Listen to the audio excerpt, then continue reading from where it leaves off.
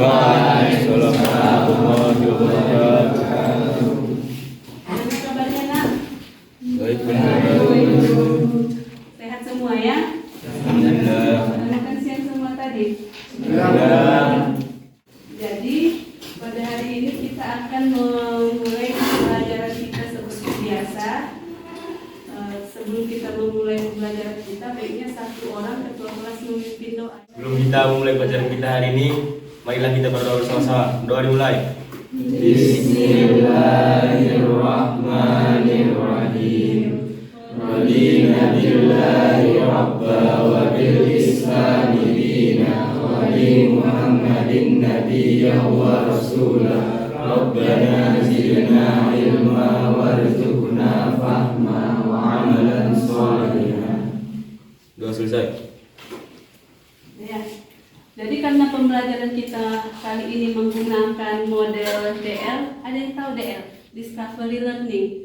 Jadi ini nanti terpusat ke kalian, ke siswa, bukan ke bunda. Jadi yang kebanyakan kerja itu kalian.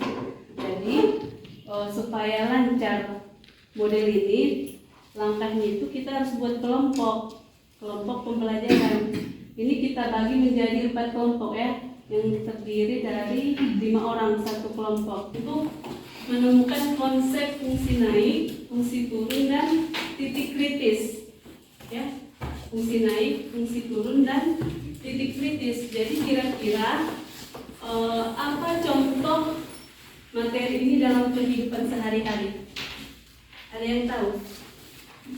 Apa kira-kira contohnya dalam kehidupan sehari-hari? Ya. Masih ingat liftnya, eskalator? Eskalator kan ada naik, berhenti, terus ada turun juga kan? Jadi ilustrasinya seperti itu. Ilustrasinya seperti itu. Pas eskalator naik, kita anggap itu sebagai fungsi naik. Pas berhenti di atas, itulah kita anggap sebagai titik kritis. Dan pas eskalator turun, itulah kita anggap sebagai fungsi turun. Ini dia ya, Nak, indikator pencapaian kompetensinya. Jadi dari KJ dan IPK ini kita diharapkan bisa mengerti fungsi naik, fungsi turun, dan titik kritis. Ini dia ruang lingkup materi kita, fungsi naik, fungsi turun, dan titik kritis. Jadi selanjutnya kita akan bagikan LKPD yang akan dikerjakan oleh kalian per kelompok. Kerjakan ya, Nak. Nanti satu kelompok akan mempresentasikan hasilnya. Jadi Bunda pilih nanti kelompoknya. Atau kelompok yang paling siap bisa menunjukkan ya.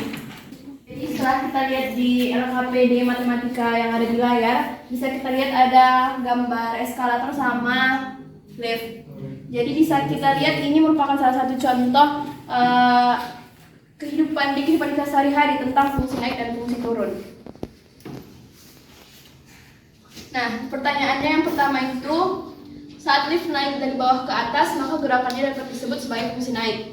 Yang kedua, saat lift turun dari atas ke bawah, maka gerakannya dapat disebut sebagai fungsi turun. Yang ketiga, saat eskalator bergerak dari bawah ke atas, maka gerakannya dapat disebut sebagai fungsi naik. Dan saat eskalator bergerak dari atas ke bawah, maka gerakannya dapat disebut sebagai fungsi turun. Nah, setelah itu bisa kita lihat grafik dari fungsi naik sama fungsi turun. Di sini ada simbol G1, G2, sama G3. G1 itu artinya dia merupakan fungsi naik. Bisa kita lihat kan garisnya ini naik dia ke atas. Sedangkan G2 itu stasioner, berarti dia tetap dia garisnya lurus. Sedangkan jadi tadi kan nilai stasioner itu pas di apa ya kan di G2. di sini ada nilai stasioner ini kan di sini. Jadi pada saat di sini maka nilai itu 0, makanya dibilang nilai stasioner. 6 disubstitusikan ke nilai ini, maka hasilnya min 2 lebih kecil 0, maka fx adalah fungsi turun dx sama dengan 6. Nah, kemudian yang kedua itu kita substitusikan lagi nilai ini ke sini.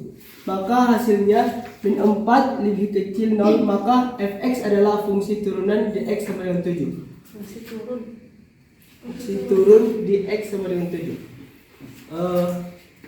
Contoh yang ketiga yaitu f aksen 8 sama dengan titik-titik, maka fx adalah fungsi turun dx sama dengan titik-titik. Langkah pertama kan kita substitusikan nilai ini ke sini, maka hasilnya Kerjakan nah. Buat f aksen x f aksen 8 sama dengan min 2 dikali 8 ditambah 10 min 16 tambah 10 sama dengan min 6. Maka kita ketahui hasilnya itu min 6 lebih kecil daripada 0. Maka fx adalah fungsi turunan dx sama dengan 8.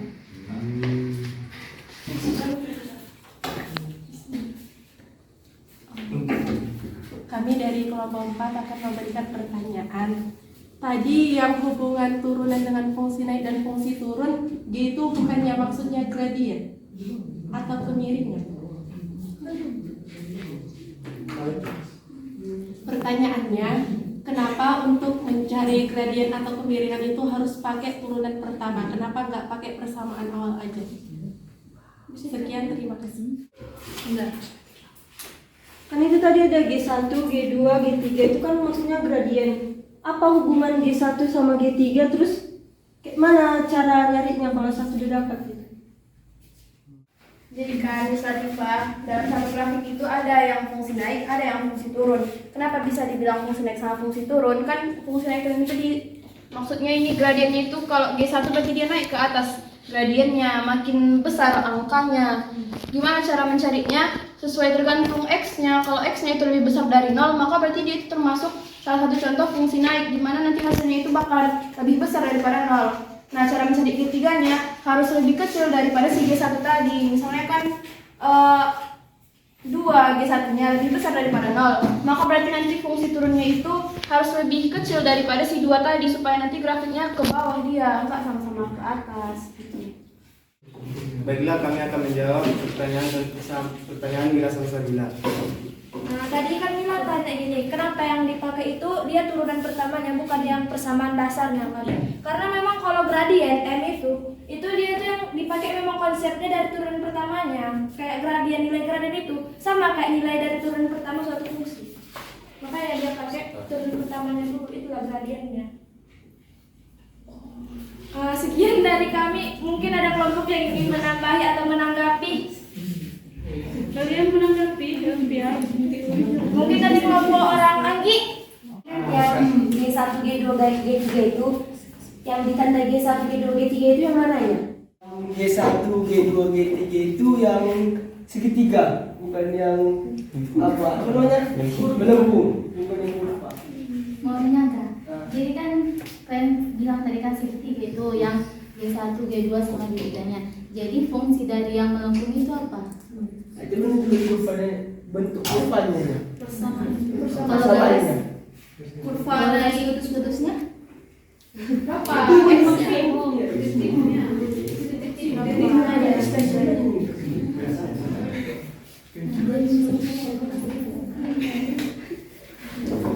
Apakah jawabannya sudah dapat diterima? Atau ada lagi yang ini? Ada yang ingin menanggapi?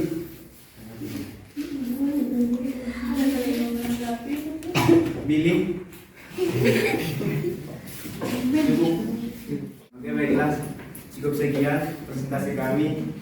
Kurang dan lebihnya kami mohon maaf. Assalamualaikum warahmatullahi wabarakatuh. Jadi kesimpulannya apa yang kita dapatkan hari ini? Sebuah fungsi dikatakan naik apabila x lebih besar dari 0. Sebuah fungsi dikatakan turun apabila x lebih kecil dari 0. Dan sebuah fungsi berada di titik kritis apabila x sama dengan 0. Berarti kan ini kan gradiennya apa ya? Bernilai apa nih? Negatif. Ya kan? Fungsi naik jika apa tadi?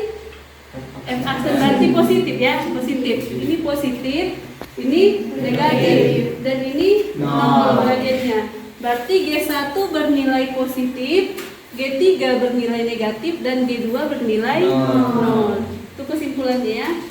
Jadi mungkin sampai di situ aja pertemuan kita kali ini.